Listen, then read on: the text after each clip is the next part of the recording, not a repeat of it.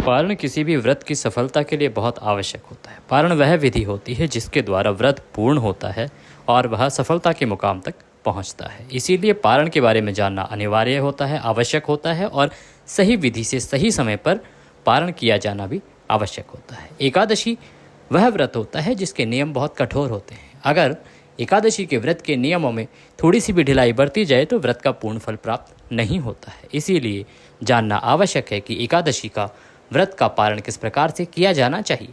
इस वीडियो में बताया जाएगा कि पारण आप कैसे करें, क्या विधि हो, क्या खाया जाए। ये चैनल ज्योतिष संस्थान का अपना चैनल है, इसीलिए इस पर दी गई जानकारी पंचांग और ज्योतिष शास्त्र पर आधारित होती है। इसीलिए चैनल पर नए हैं तो चैनल को सब्सक्राइब कर लें और बेल आइकन को अवश्य प्रेस करें। इससे आपको सभी व्रत और त्योहारों की सही जानकारी समय से मिलती रहेगी। नमस्कार, देवभूमि चैनल में आपका स्वागत है। भगवान श्रीहरि सबका कल्याण करें। अब हम बात करेंगे एकादशी व्रत पारण की। श्रावण मास शुक्ल पक्ष की एकादशी जिसे पुत्रदा एकादशी कहा जाता है। पुत्रदा एकादशी के व्रत पारण की संपूर्ण जानकारी अगले कुछ मिनट में आपको प्रदान की। एकादशी का व्रत सभी भक्तजन भगवान श्रीहरि की कृपा प्राप्त करने के लिए करते हैं। एकादशी यूँ तो आपकी सभी मनोकामनाओं को पूर्ण करने का एक माध्यम है। जीवन में कोई भी परेशानी चल रही हो, किसी भी प्रकार की कामना हो, उस कामना को पूरा करने के लिए संकल्पित होकर आप एकादशी का व्रत करें, पूजन करें, कथा श्रवण करें और अगले दिन उसका पारण करें तो भगवान श्रीहरि के आशीर्वाद से आपको अवश्य ही सफलताएं मिलती हैं, आपके कष्ट दूर होते हैं। इन्हीं में से एक महत्वपूर्ण एकादशी श्रावण मास के शुक्ल पक्ष की पुत्रदा एकादशी। पुत्रदा एकादशी जिसके नाम से ही प्रतीत होता है कि यह पुत्र देने वाली एकादशी है। इसका महत्व इसलिए बढ़ जाता है क्योंकि विशेष रूप से जो संतानहीन दंपत्ति हैं या जो पुत्र की कामना करते हैं, पुत्र की कामना रखते हैं, वो इस व्रत को एक उपाय समझ के कर सकते हैं। ये एक ऐसा व्रत है जिस दिन अगर आप पूरे नियम के साथ आप इस व्रत को करते हैं और जो उपाय आपको इस दिन करने के लिए बताए जाते हैं आप उनको अगर करते हैं तो निश्चित रूप से भगवान श्रीहरि के आशीर्वाद से आपको पुत्र रत्न की प्राप्ति होती है, ऐसा व्रतांत सुनने में आता है। श्रावण मास के शुक्ल पक्ष की एकादशी, इसका व्रत आप 16 अगस्त को कर रहे हैं और 17 अगस्त को पारण करेंगे। पारण वाले दिन आपको सुबह ब्रह्म मुहूर्त में उठना चाहिए। उठने के बाद स्नान आदि करके सूर्य को जल दें। सूर्य को जल देकर तुलसी माता को जल दें और सदंपत्ति आपको प्रदक्षिणा करनी है। प्रदक्षिणा अर्थात परिक्रमा करनी है। परिक्रमा आपको जोड़े से करनी है क्योंकि ये जो व्रत अगर आप कर रहे हैं संतान की कामना के लिए तो इसमें आप वो जोड़े के सहित ही आपने पूजा की होगी। हमने आपको पहले भी वीडियो में बताया था कि आपको जोड़े से बैठ के पूजा करनी है, जोड़े से व्रत करना है और दोनों दंपतियों को ही प्रदक्षिणा करनी है। माता तुलसी की प्रदक्षिणा करेंगे, उसके बाद भगवान श्रीहरि की पूजा के लिए एक स्थान पर बैठ जाएं। भगवान श्रीहरि की तस्वीर या प्रतिमा जो भी आपके पास है उसको किसी चौकी पर स्थापित करें। अगर मंदिर में रखी है तो बहुत उत्तम है। आप स्नान कराएंगे, स्नान कराने के लिए एक पात्र लीजिए। पीतल का लोटा लेते हैं तो उत्तम है, अगर वह ना हो तो कोई भी धातु का पात्र ले सकते हैं, गिलास या लोटा। उसमें शुद्ध जल भरिए, उसमें थोड़ा गंगा जल मिला लीजिए और उसके बाद भगवान को स्नान कराइए। सांकेतिक स्नान हम इसमें कराते हैं। भगवान को छींटे दीजिए, छींटे दे के साफ वस्त्र से पोंछ दीजिए और रौली कुमकुम आदि से तिलक लगाइए। वस्त्र के रूप में मौली का एक टुकड़ा अर्पित कीजिए, घी का दिया जलाइए, पुष्प अर्पित कीजिए, माल्यार्पण कीजिए, एक माला पहनाइए।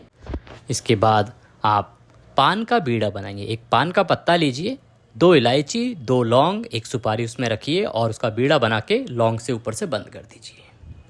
वह भगवान श्रीहरि को अर्पित कीजिए, भगवान को नमस्कार कीजिए और भोग लगाने के लिए भोग की थाली सजाइए।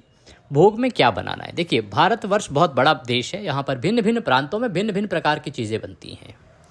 मुख्य रूप से भगवान श्रीहरि को पीले चावल से आपको भोग लगाना चाहिए, यह सर्वोत्तम होता है।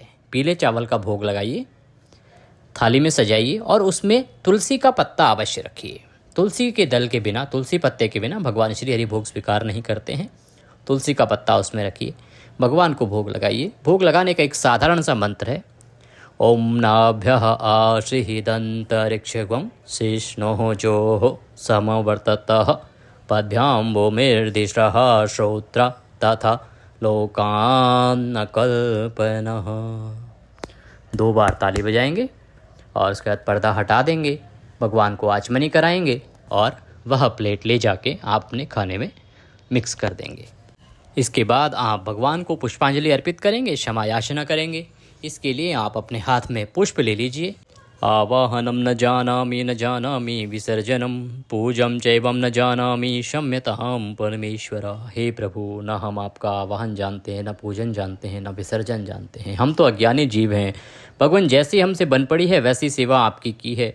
जाने अनजाने में इस सेवा में कोई गलती, कोई त्रुटि, कोई भूल हमसे हुई हो तो उसे क्षमा करें, क्योंकि प्रभु आप दया सिंधु हैं और हम आपके दर के भिखारी हैं।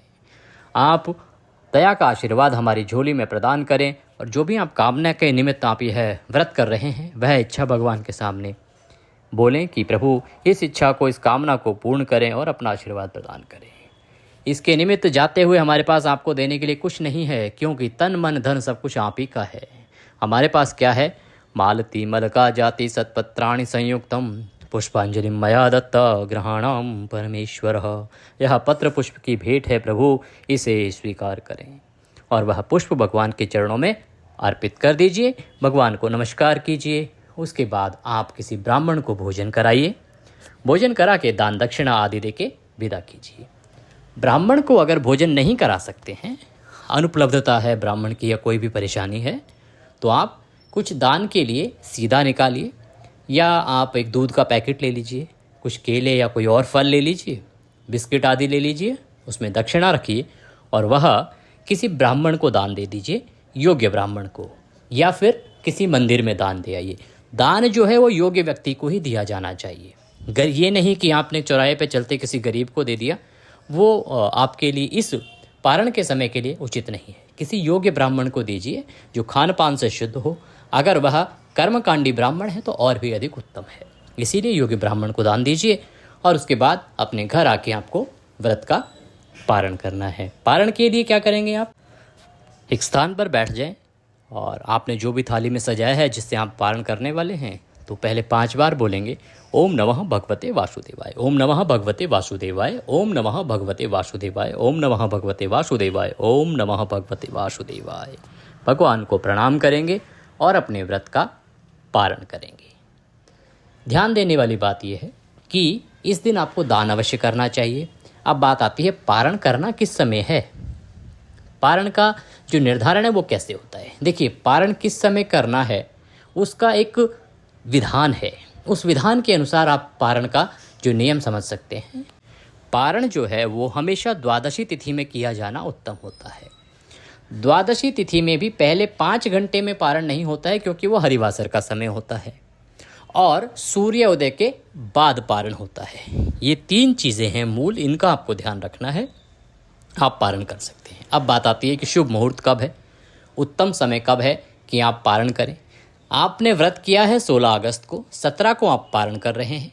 17 अगस्त को क्योंकि पारण का समय सुबह सुबह का रहता है, तो बता दें आपको कि दान आदि देने में अगर आपको समय लग जाता है कि ब्राह्मण को कब देने जाएंगे, कब मंदिर में जाएंगे, तो आप उसको एकत्रित करके, उसको हाथ लगा के, भगवान को नमन करके और एक जगह पे निकाल के रख दें कि आप बाद में जब भी दिन में बाहर निकलेंगे तो आप ब्राह्मण को वो या मंदिर में दे आएंगे।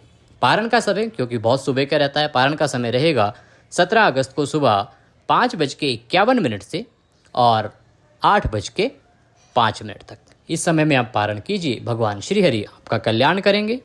आपसे एक निवेदन है कि वीडियो अगर अच्छा लगे तो उसे लाइक अवश्य करें। कमेंट बॉक्स में जय श्रीहरि लिखें।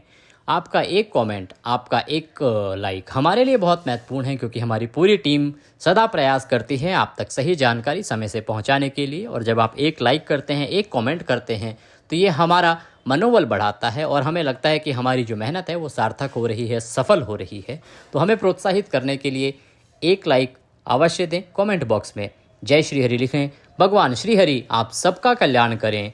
इसी कामना के साथ अभी लेते हैं विदा। अगले वीडियो में फिर होगी आपसे मुलाकात। तब तक के लिए जय श्रीहरि।